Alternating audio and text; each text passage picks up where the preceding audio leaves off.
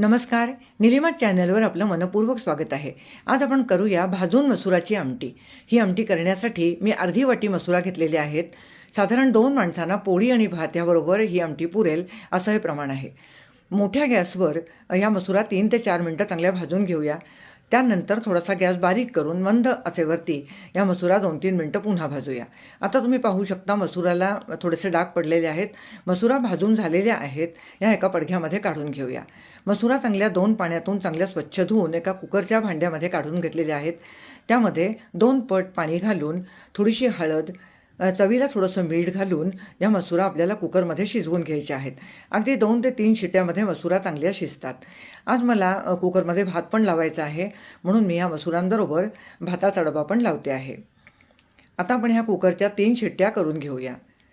आता 3 शिट्ट्या झालेल्या आहेत आणि कुकरमधून आपण ह्या मसुरा आता काढून घेऊया. मसुरा अगदी मस्त मऊ शिजलेले आहेत. चांगल्या मिळून येईपर्यंत घाटून घेऊया. आमटीसाठी पातेलं तापत ठेवलं. फोडणीसाठी 1.5 पळी तेल तापत ठेवलेलं आहे. ह्या आमटीला तेलाची फोडणी अगदी चमचमीत लागते. तेल तापलेलं आहे. मोहरी घातली, जिरं घातलं आणि आता हिंग घातलेलं आहे. थोडीशी हळद घालूया. अगदी नेहमीसारखीच फोडणी करायची आहे. आता घालूया कढीपत्ता. कढीपत्त्याची पानं चांगली तडतडलेली आहेत. आता यामध्ये घालूया आलं आणि लसूण ह्याची पेस्ट. ही पेस्ट चांगली 2 चमचे घातलेली आहे. लसणीचा स्वाद ह्या आमटीला खूप छान लागतो, त्यामुळे लसूण तुम्ही भरपूर घाला. अर्धा चमचा तिखट घातलेलं आहे. फोडणीमध्ये तिखट घातलं म्हणजे फोडणी चांगली चमचमीत होते आणि आमटीला छान तवंग येतो. आता हे परतून झालेलं आहे. यामध्ये घालूया टॉमॅटो.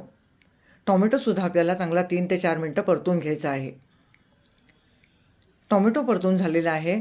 आता यामध्ये शिजवून आणि घाटून घेतलेल्या ह्या मसुरा घालूया. मसुरा चांगल्या 2-3 मिनटं फोडणीमध्ये परतून घेऊया आणि आता घालूया जरुरीपुरतं पाणी. थोडंसं पाणी जास्त घालायचं, कारण ही आमटी आपल्याला 4 ते 5 मिनटं चांगली उकळून घ्यायची आहे. आमटी उकळण्यापूर्वी त्यामध्ये घालूया लाल तिखट. मी अर्धा चमचा लाल तिखट घातलं आहे. तुमच्या आवडीप्रमाणे घाला. गोडा मसाला, थोडासा गूळ ऑप्शनल आहे.